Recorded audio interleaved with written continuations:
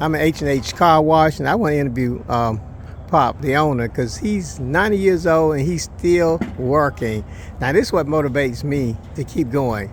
Pop, just share something with us.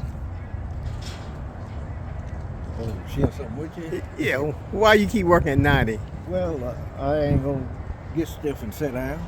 The reason I started over 40 years ago, before I retired, I was gonna do something to keep going when I retired, and I never stopped. So how long that been? I started this car wash 40 years ago when I was still working, and I started it because when I retired, I had something to do. 40 years ago. Been going with it ever since. I had someone to run it till I retired, and then when I retired, I took it over running myself. All right. How long you planning to work? Huh? How long you planning to work? As long as I can get up, I walk with a stick. That's the reason I wasn't gonna sit down where I had to walk with a stick. That's the reason I keep working. Why you keep working? Keep going. Yeah, and then you provide jobs for these young men in the community who want to work. Who want to work, I help a lot of them around here. They don't want to work, come a day and make $1 and go on, and they don't want to work. I try to help them all. Yeah, well, that's a blessing because you do try to help the young men in the community where a lot of people don't give them a chance. You will give them a chance. Yeah, I try to. They come in here and hungry. They don't work but an hour, want $1 too. I still try to help them. You still try to help them, let them work an hour too, and then If they ask, I don't know where they're at. Hour or two, give them $1 too, and they go. That's all they want to do. that's all they want to do. Yeah. $1 too and go. That's a blessing that you're willing to help them, and that motivates me. Oh yeah. A lot of people come and want to know how long you gonna work. I'll tell you what happened, man. One fella come here. You all go and sit down. You all sell me that place. I said, sell it. Tell me you sell it to me. You can still run it. I said, I didn't buy it for run it for somebody else. Lord, if we want to run it, I'm gonna own it.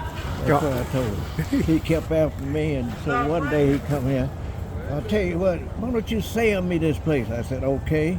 I reached in the pocket, got the keys, give me $80,000 you can have. And he said, can't we work out some turn? I said, when I bought it, I didn't ask for no turn. I paid for it. If you want it, you pay me $85,000. Here's the key. What did he do then, Pop?